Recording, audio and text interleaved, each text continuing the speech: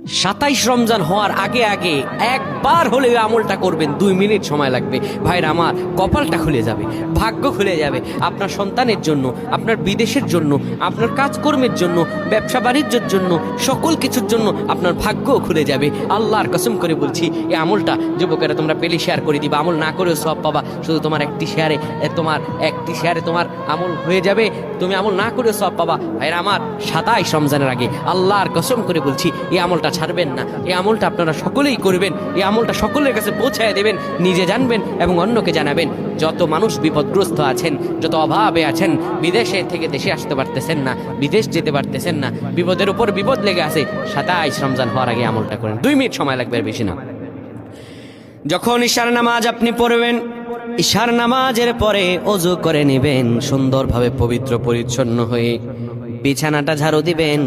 বিছানার ভিতরে এরপরে আপনি শোয়ার আগে সুন্দর করে আপনি ঘুমানোর আগে পড়বেন, ইয়া মালিকু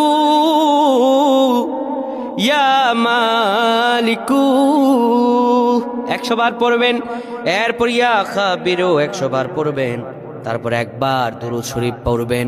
এরপরে 2টা হাত তুলে আল্লাহর কাছে যা দোয়া করবেন, আপনার দোয়া করতে দেরি হবে।